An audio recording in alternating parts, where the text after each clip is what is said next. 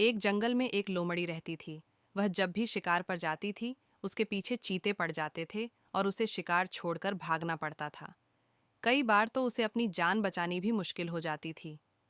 इसी सब से परेशान होकर उसने एक तरकीब सोची। उसने अपने आप को चीता बनाने की सोची, लेकिन यह हो कैसे। इसी सोच विचार करते करते उसे एक उपाय सूझा। वह बढ़ई के पास जाती है। लोमड़ी, बढ़ई, मेरी पूंछ को काट कर लकड़ी की चीते जैसी पूंछ लगा दो, नहीं तो मैं तेरे बच्चों को उठा ले जाऊंगी। बढ़ई डर के मारे लोमड़ी की पूंछ काटकर लकड़ी की पूंछ लगा देता है। फिर वह एक डॉक्टर के पास जाती है। लोमड़ी, मेरा मुंह चीते जैसा पिचका दे, नहीं तो तेरे बच्चे उठा ले जाऊंगी। डॉक्टर उसका मुंह चीते जैसा कर देता है। उसके बाद लोमड़ी एक पेंटर के पास जाती है।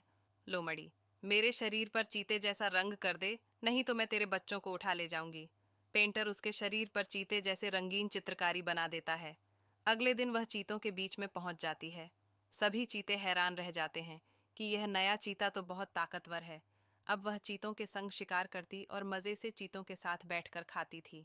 कोई भी उसे पहचान नहीं पा रहा था। इसी तरह कुछ दिन बीत जाते हैं। एक दिन लोमड़ी चीतों के साथ शिकार पर जाती है, तो चीते एक हिरण के पीछे भागते हैं।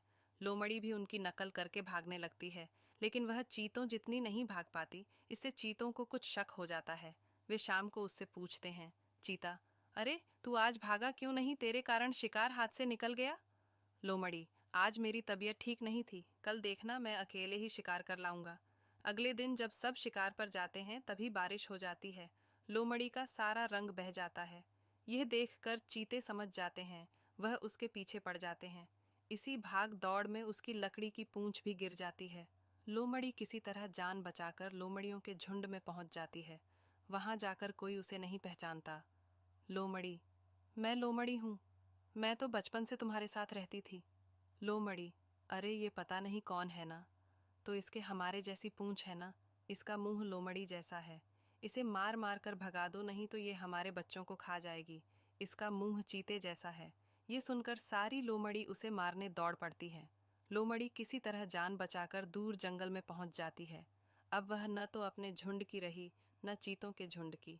शिक्षा, अपनों के साथ रहने में ही भलाई है। दूसरों की नकल करने से अपने भी साथ छोड़ देते हैं।